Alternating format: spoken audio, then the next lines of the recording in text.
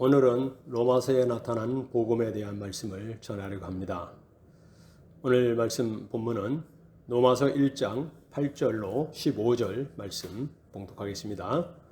먼저 내가 예수 그리스도로 말미암아 너희 모든 사람에 관하여 내 하나님께 감사함은 너희 믿음이 온 세상에 전파됨이로다. 내가 그의 아들의 복음 안에서 내 심령으로 섬기는 하나님이 나의 증인이 되시거니와 항상 내 기도에 쉬지 않고 너희를 말하며 어떻게 하든지 이제 하나님의 뜻 안에서 너희에게로 나아갈 좋은 길 얻기를 구하노라. 내가 너희 보기를 간절히 원하는 것은 어떤 신령한 은사를 너희에게 나누어 주어 너희를 견고하게 하려 함이니 이는 곧 내가 너희 가운데서 너희와 나의 믿음으로 말미암아 피차 아니함을 얻으려 함이라. 형제들아, 내가 여러 번 너희에게 가고자 한 것은 너희가 모르기를 원하지 아니하노니 이는 너희 중에서도 다른 이방인 중에서와 같이 열매를 맺게 하려 함이로되 지금까지 길이 막혔도다. 헬라인이나 야만이나 지혜 있는 자나 어리석은 자에게 다 내가 빚진 자라. 그러므로 나는 할 수 있는 대로 로마에 있는 너희에게도 복음 전하기를 원하노라. 아멘. 로마서는 16장의 짧은 서신입니다. 마음 먹고 읽으면 30분이면 정독을 할 수 있는 말씀이죠. 그러나 아마 평신도가 한 자리에서 끝까지 한 번에 읽는다는 것은 쉽지 않을 겁니다. 물론 저는 읽었는데요 라는 분은 자랑을 하셔도 됩니다. 아마 성경 66권 중에 가장 많은 분량의 주석과 강해를 보유한 책이 바로 로마서라 할 수 있습니다. 로이드 존스 목사님은 로마서 1장에 대해서만 무려 500여 페이지의 책을 썼을 정도로 로마서는 그 안에 심오하고 방대한 복음의 메시지가 깊이 그리고 참 체계적으로 담겨 있습니다. 그래서 어거스티나 루터를 비롯한 많은 믿음의 선진들이 이 로마서를 통해서 회심을 하기도 했습니다. 복음은 알수록 더 깊이 알고 경험하고 싶은 것이 그리스도인에게 정상이에요. 만약에 말씀을 그냥 쉽게 듣고 쉽게 은혜를 받으려고만 하면은 신앙의 성장이나 더 깊은 영적인 기쁨을 느끼기가 어려울 겁니다. 여러분, 그러면은 누가 손해죠? 그 자신이 손해죠. 어떤 사람은 내가 갑자기 은혜를 너무 많이 받으면 그에 맞는 생활을 해야 되니까 그것은 부담스럽고 좋지 않다라고 여기는 분은 없겠죠. 로마서는 AD 57년 말 이후 58년이 될 수도 있고 바울이 에베소에 있다 고린도에 갔을 때에 기록을 했습니다. 로마 교회가 정확히 언제 세워졌는지는 정확하게 찾기는 어렵지만은 이미 사도 바울이 로마서를 보내기 전에 로마의 복음이 전해졌고 교회가 세워졌다는 것을 우리는 볼 수 있어요. 그 근거로 사도행전 2장의 오순절 날에 경건한 유대인들이 천하 각국에서 예루살렘으로 모여서 그러면서 10절에 여러 지방에 있는 사람들과 함께 로마에서 온 유대인도 있었다 그랬어요. 그러니까 오순절 날에 이미 여러 지역에서도 있던 유대인들도 왔지만 로마에 있던 유대인들도 그곳에 와서 사도 베드로의 복음에 대해서 예수님에 대해서 말씀을 듣고 회심을 하고 돌아갔었죠. 그 때를 대략 AD 33년경으로 보면은 바울이 로마서를 쓰는 57, 8년과는 거의 5년의 기간이 있었거든요. 그렇기 때문에 25년 동안에 교회가 세워지고 복음이 전파되었다 이렇게 볼 수 있는 거예요. 그리고 사도행전 18장에 누가 나옵니까? 바울이 브리스겔라와 아굴라 부부가 있었죠. 그들도 사실 로마 교인으로서 로마의 글라우디오 황제가 유대인을 추방하는 명령을 내려가지고 그것을 떠나서 고린도에 피신해 온 사람들이었거든요. 그러니까 바울이 이미 그들을 만났을 때 그들은 그리스도인이었다는 거예요. 또 다른 근거를 보면은 로마서 16장 23절에 단지 고린도 지역의 재무관이었던 에라스도의 문안 이야기가 나옵니다. 이는 1929년에 발견된 고린도 지역의 비문에 당시 공화당 관장이었던 에라스도의 이름이 명확히 기록되어 있는 것을 볼 수 있습니다. 어쨌든 사도 바울이 로마서를 쓰게 된 것은, 그리고 복음에 대해서 말씀한 것은 이제 처음 예수를 믿는 사람, 또 믿어야 될 사람을 향해서만 쓴 것이 아니라 이미 신앙을 가지고 있었던 사람, 10년, 20년 지난 사람에게 썼고 그들이 들으면서 마음에 깊이 새겨야 될 이런 내용이었어요. 그러니까 이 복음은 믿음이 없는 사람에게 아니라 이미 믿음이 있는 사람을 향해서 썼고, 물론 믿음이 없는 사람은 들으면 좋지만 좀 어렵긴 해요. 그리고 그들, 또 이 서신서를 보는 우리들에게도 우리의 신앙을 더 견고히 세우기 위한 이런 목적으로서 이 복음의 말씀은 참 필요했습니다. 이렇게 로마의 교회는 로마서가 기록되기 전부터 존재해 있었고, 로마서가 기록돼서 전달할 때쯤에는 그들에게 칭찬받을 만한 그런 요소도 있었다는 것을 우리가 알 수 있습니다. 그러니까 로마 방문을 원했던 바울은 방문 전에 먼저 로마 교인들의 신앙 상태에 대해서 들었고, 그들에게 구원의 참된 체계적인 진리를 설명함으로 이미 그들이 가지고 있는 이 복음을 다시 한번 정리 그리고 확신시켜주는 대단히 이게 심도 깊은 말씀에서라고 할 수 있습니다.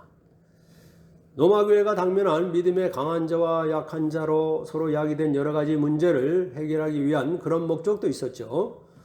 당시 로마는 영국에서부터 아라비아까지 뻗어 대제국으로 형성되었고, 로마는 당시 인구 80만의 거대 도시였어요.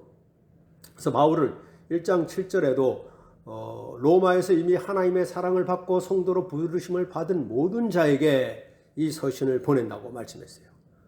이미 하나님의 사랑을 받았고 성도로 부르심을 받은 자들. 그리고 8절에 먼저 내가 예수 그리스도로 말미암아 나의 모든 사람에 관하여 하나님께 감사하면 너희 믿음이 온 세상에 전파됨이라. 그들이 이미 믿음을 가졌고 그 믿음이 온 세상에 전파된 것을 가지고 그는 기뻐하고 하나님 앞에 감사를 드렸어요. 그리고 11절은 내가 너희 보기를 간절히 원하는 것은 어떤 신령한 은사를 너희에게 나눠주어 너희를 견고하게 하려 합니다. 그들의 신앙을 더 확실하고 견고하게, 그리고 성도로서의 어떤 삶을, 어떤 사명을 감당해야 되는지를 확실하게 깨우쳐 주기 위한 이런 깊은 뜻이 담겨 있습니다. 이제 복음을 안다는 사람은 이제 내가 복음을 들어서 알았으니까 또 다른 은혜를 좀 나에게 주세요. 그것을 찾아 구하는 것이 아니라 복음의 말씀을 제대로 듣고 그 안에 사는 거예요. 여러분, 설교를 듣다 보면은 이미 여러분이 알고 있는 말씀이나 그런 신앙의 메시지를 들으면은 어떤 마음입니까? 지금까지 들었던 이 복음 말씀을 또 듣기 때문에 어떤 감동이 없기가 쉬워요. 여러분, 목회자들이 어디 가서 설교를 들으면 어떨까요? 웬만하면 다 아는 말씀을 들을 거 아니겠습니까? 그러면 은혜가 참 안 되겠죠. 그러면 교만한 사람이 되는 거예요.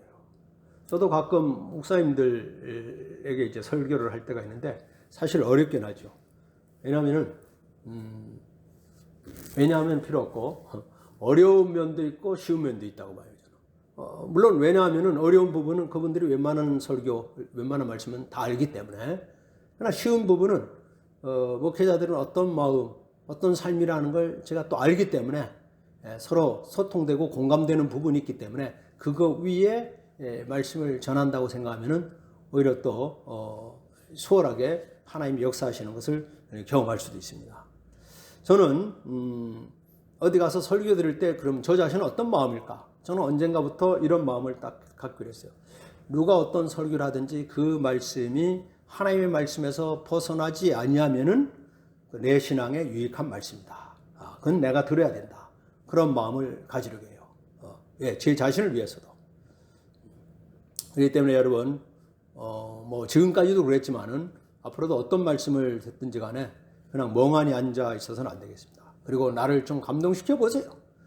이런 마음이 아니라 하나님의 말씀으로 여기면은 나에게 주신 말씀. 이렇게 들을 때 우리의 신앙에 날마다 새롭게 우리의 영혼에 부딪히고 도전이 되고 새로운 은혜의 결실을 맺는 이런 삶의 길을 맞이하게 될 것입니다. 바울이 1차 선교여행을 하면서 궁극적으로 가고자 했던 것은 이제 로마였죠.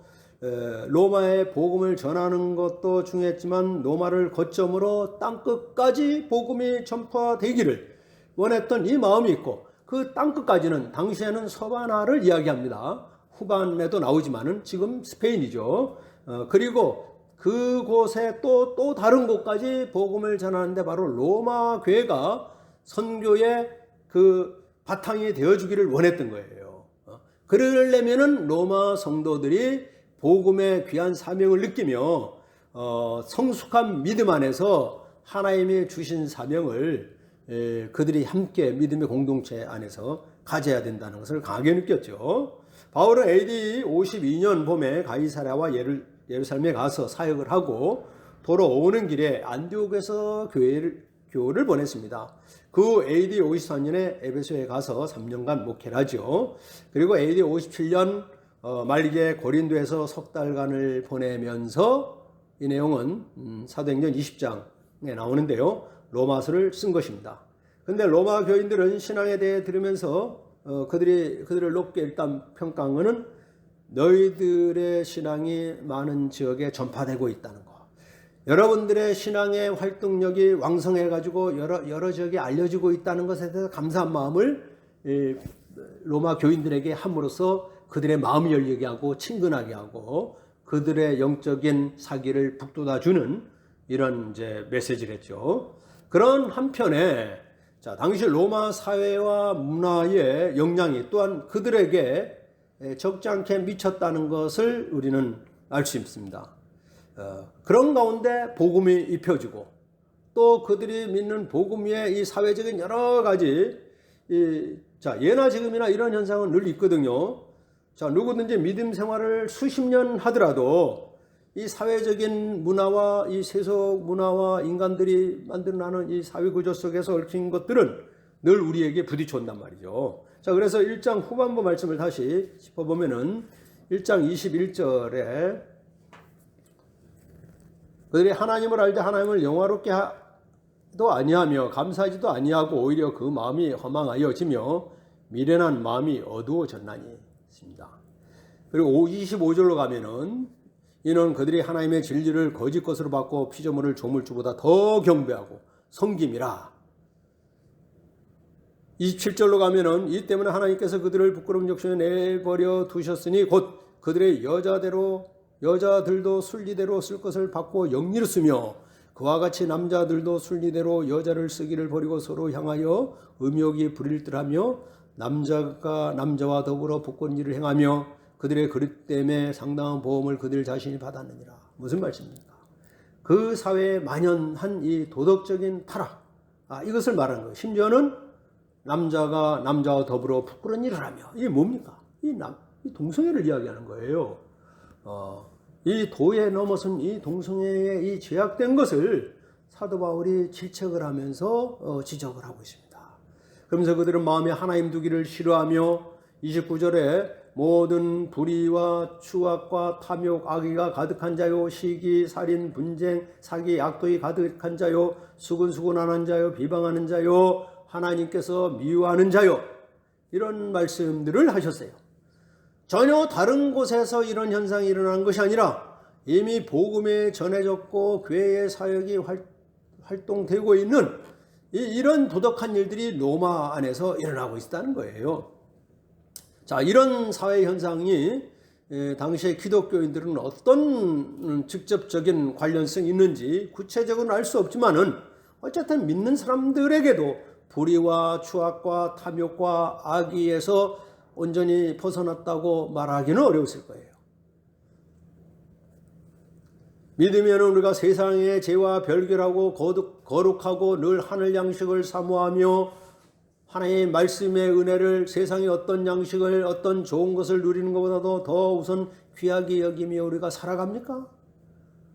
우리는 세상 일에 똑같이 마음을 쏟고 살아가는데 믿음이 없는 사람과 과연 얼만큼이나 차이가 있냐는 거예요. 세상 죄 때문에 걸려서 재판을 받고 감옥에 가고 이런 사람 중에 기독교인이 없을까요? 세상 잘못된 풍조나 유행을 쫓음으로 인하여 말씀에서 벗어난 사람, 말씀을 믿는다고 한 사람 중에도 적잖게 찾을 수 있어요. 자, 우리나라 초기 교회가 들어왔을 때 어떤 사람들은 도박에 또 뭐 처벌 둔 사람 등등 있었어요. 교회 심령 대부흥회가 했을 때 그것을 회개하고 버린 사람이 있는가 하면은 아직 버리지 못하고 또 믿음은 갖고 교회는 다니고 하는 이중적인 생활을 한 사람도 있었단 말이에요. 믿음 안에서 이런 것을 끊어버리고 진짜 믿음 안에 견고히 서고 복음의 가치관으로 살아간다는 게 쉽지 않기 때문에 이 복음서, 이 서신은 로마인이나 오늘 살아가는 우리에게 다 필요한 말씀이죠. 자, 로마가 세계 문명의 중심지였고 이렇게 발달하다 보니까 타락한 문화들이 만연했죠. 우리 그 당시에 교인들도 이런 세계와 접촉하면서 삶과 신앙의 세계를 하고 있었기 때문에 그들이 모두가 믿음을 꿋꿋하게 지켰다 이렇게 말하기는 어려웠을 겁니다. 당시에 로마는 세계 많은 나라를 침략해가지고 재물을 또 노예를 많이 탈취해서 왔어요. 그러니까 어느 자료에 보면은 당시 로마의 관할 체제에 자유민은 1,500만 명이라면은 노예가 6천만 명이었다 그래요. 다 전쟁에서 붙잡힌 그런 사람들, 또 현지 그런 사람들이죠. 그래서 로마의 한 원로는 이미 4,000명의 노예를 건넸다는 그런 자료도 있습니다. 로마의 부귀영화가 얼마나 높았으면은 탈무드에 하늘에서 10개의 보물주머니가 내려왔는데 그 중에 9은 로마가 가졌고 나머지 1개는 세상 여러 나라가 나누어 가졌다 이렇게 표현할 정도예요. 로마서 5장 15절에는 그리스도의 은혜로 말미암는 선물이 가장 고귀하다. 하늘에서 내려온 그 어떤 선물 주머니 중에도 그리스도로 말미암는 이 은혜가 가장 고귀한 은혜라고 이렇게 말씀했습니다. 그런 반면에 진정 복음은 그리스도 안에 하나님의 사람이 되었다는 것이거든요. 옛적에 자기가 죽는 것이며 다시 사는 모습이 있어야 되는 거예요. 예수를 믿으면서 아직도 자기가 자기 인생의 주인처럼 또는 세상에 좋은 것이 있으면 그것을 가장 우선 여기며 하나님 앞에 그것을 얻기 위하여 기도하고 그것 때문에 믿음이 왔다 갔다 하는 이런 삶은 진정한 복음 안에 거하는 삶이라고 하기 어려운 거죠. 우리가 복음의 빚진 자라는 것은 빚진 자의 심정이 어떤 마음입니까? 여러분이 만약에 어려울 때 누구에게 빚을 졌어요. 근데 그 형편이 좋아져서 살만한 상황이 됐는데도 그 빚을 만약에 갚지 못한다면, 만약에 그 사람을 찾지 못했거나 이래가지고 갚지 못하면 얼마나 마음이 편치 않았겠습니까? 과연 사도 바울뿐만 아니라 우리도 복음의 빚진 자로서의 의식이 있어야 되거든요. 하나님의 사랑, 그리스도의 십자가의 사랑이 이를 믿는 우리들에게는 얼마나 고귀하고 내 생명이 그리스도를 떠나서 산다는 것은 얼마나 허망하고 죄악의 길을 갈 수밖에 없는 버림받는 삶이요 세상의 죄를 죄로 여기지 않고 그 속에 묻혀 살아갈 수밖에 없는 이런 존재로 우리를 여겼을 거예요. 그렇기 때문에 그리스도의 은혜에서 내가 하나님의 사랑을 입었다는 것은 그 순간 내가 예수님을 처음 나의 주님으로 고백하고 또 세례를 받았거나 그 순간뿐만 아니라 늘 그 감격을 마음속에 떠올리면서 살아가는 것이 살아있는 신자의 모습이요 복음의 가치를 우리의 생명 속에 가장 소중히 여기는 그런 삶의 모습이라고 하겠습니다. 로마에 거주하는 유대인들이 당시에 4만 명 정도였는데 그 중에 기독교인들 상당히 많았겠죠.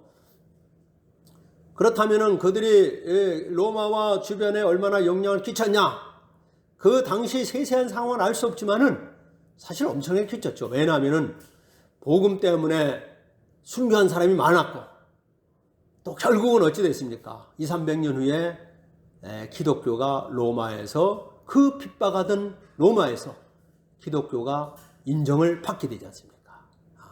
여기에는 많은 자료를 보면서도 알 수 있겠지만은 기독교의 순수한 신앙의 사람들이 얼마나 희생적이고 헌신적인 이 복음에 합당한 삶을 했다는 것을 우리는 짐작하지 않을 수가 없는 거예요. 우리 한국의 기독교인이 뭐 1000만 명이다 하는데 사실 한번 생각해 보십시오. 1000만 명이 아니라 100만 명만 제대로 있어도 이 사회, 이 나라는 엄청난 변화가 일어났을 겁니다. 근데 사실은 뭐 저를 비롯해서 우리 세상 속에 빛이 되고 있냐, 세상에 보면서 세상의 불의한 것에 우리가 그것을 바르게 하기 위하여 우리 삶을 던져서라도 우리가 하나님의 나라가 이 땅에 이루어지기를 원하며 기도하는 이 마음으로 우리에게 주신 삶을 살아가고 있는가? 이 참 안타깝고 부끄러운 모습을 고백하지 않을 수가 없는 거예요. 자, 로마의 성도들이 오순절에 예루살렘에 방문했다가 베드로의 설교를 들으면서 성령님의 임재를 체험했어요. 그리고 로마에 가가지고 그들은 교회를 세우면서 뜨거운 이 감격을 확신 있게 전하고, 그래서 AD 50년에 로마에 이미 큰 교회가 있었다, 그런 내용이 있습니다. 그러므로 바울은 로마 교회와 성도들이 그들이 가진 힘이 세계의 성교를 향해서 어떤 힘이라도 크게 작용해야 된다는 이 강한 외침을 가졌어요. 그러기 위해서는 그들이 그냥 순간적인 열정에 의해서가 아니라 복음에 대해서 바로 알고 바로 그들의 인생이 복음의 터 위에 다시 재정리되어야 된다, 이런 뜻에서 서신서를 보냈고 로마 교회를 방문하고 싶었던 마음이었습니다. 그러므로 이미 예수를 믿는 수많은 그리스도인들이 그 당시나 지금이나 자기의 신앙의 세계를 확고하게 하기 위해서 듣고 봐야 될 말씀들이 바로 로마서요, 이 성경의 말씀들이에요. 이 말씀은 14절에도 헬라인이나 야만이나 지혜 있는 자나 어리석은 자나 자유인이나 종이나 모든 사람이 들어야 될 복음입니다. 그러면서 바울은 12절에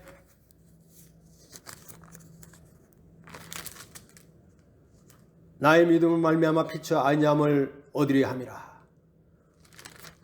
그들과 사도 바울의 삶과 사역 안에서 피차 위로와 격려와 안위함을 얻고 싶어 한 거예요. 여러분, 위대한 사도 바울이라 하더라도 혼자 그냥 어디라도 가서 권세 있게 말씀을 전하고 서신서를 기록해가지고 이게 하나님의 말씀이다 이렇게 선포하고 전하지 않았어요. 그는 함께 같이 후원하고 기도하고 또 사역하고 때로는 동행해주고 힘들 때는 찾아와서 자기를 좀 살펴봐 주기를 원하고 이런 마음이 있었어요. 여러분, 지난 수요 예배 때 루가나 마가에 대해서 말씀을 들었을 때도 이미 듣지 않았습니까?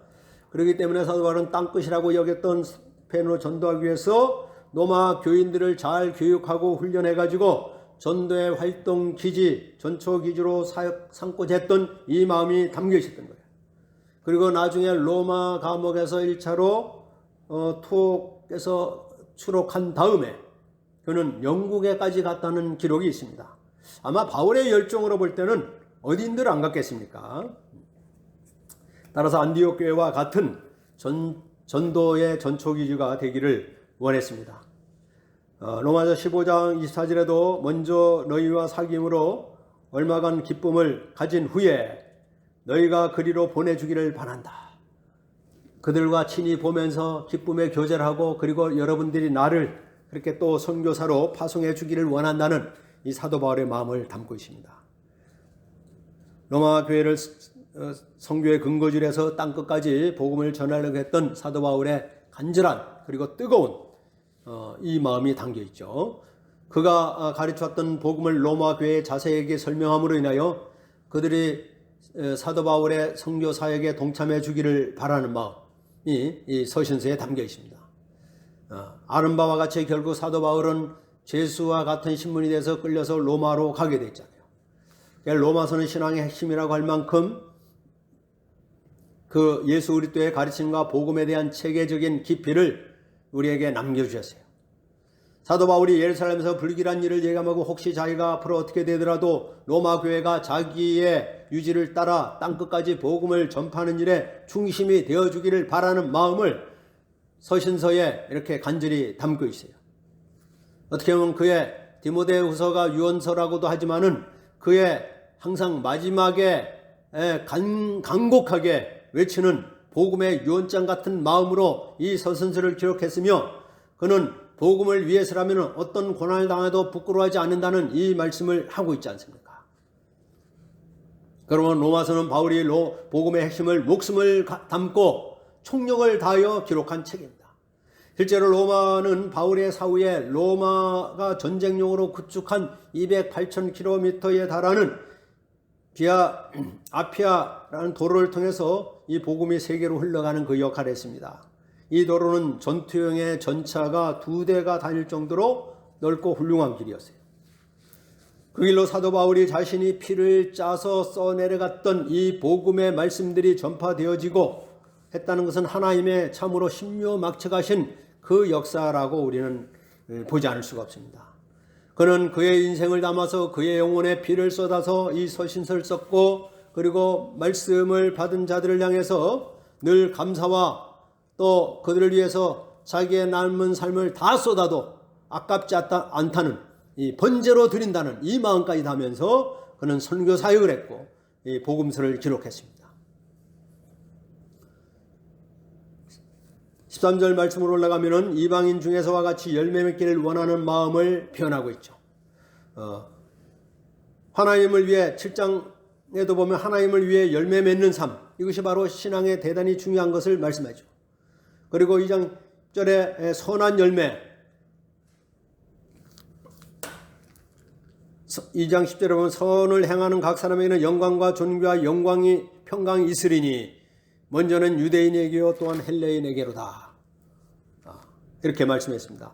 하나님이 그들에게 기대하신 바는 나중에는 궁극적으로 영광을 주시기 위해서, 그리고 선한 열매를 맺기를 원하시는 하나님의 마음, 그리고 하나님을 존귀케 함으로 인하여 우리 자신도 하나님이 존귀하신 분이라는 것을 우리가 전함으로 인하여 우리도 존귀한 사람이 되고, 하나님은 거룩한 분이라는 것을 우리가 혼심을 다하여 생명을 다하여 전함으로 인하여 우리도 거룩한 백성이라는 인생사가 되는 것입니다.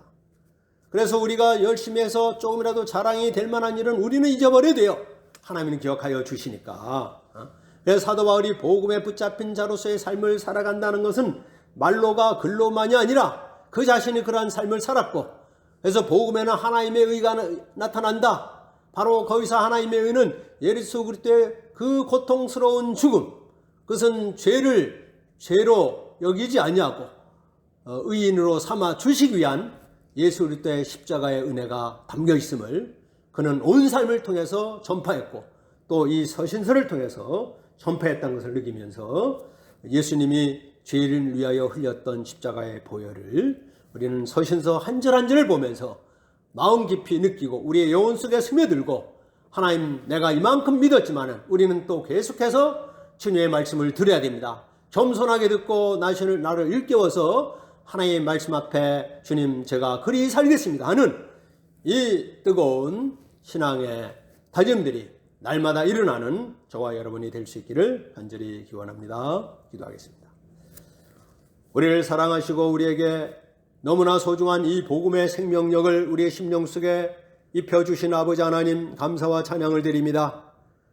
우리가 일찍이 예수 그리스도를 믿고 수십 년의 신앙생활을 했습니다. 우리 자신을 돌아볼 때 아니라고 나태하고 또 무뎌진 그런 영으로 믿음 생활한 바를 우리는 고백합니다.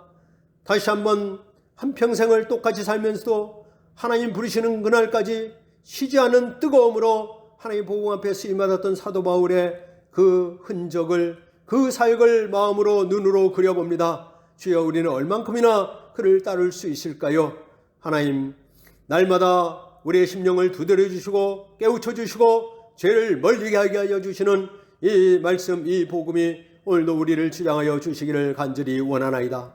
그리스도 안에 살아가는 것이 얼마나 기쁜지, 우리는 복음의 빚진 자로서 이 빚을 갚는 것이 또 우리는 얼마나 소중한인지를 신앙 안에서 늘 고백하고 또 나타낼 수 있도록 역사하여 주시기를 바라오며 인도하여 주옵소서. 예수 그리스도의 이름으로 기도드리옵나이다.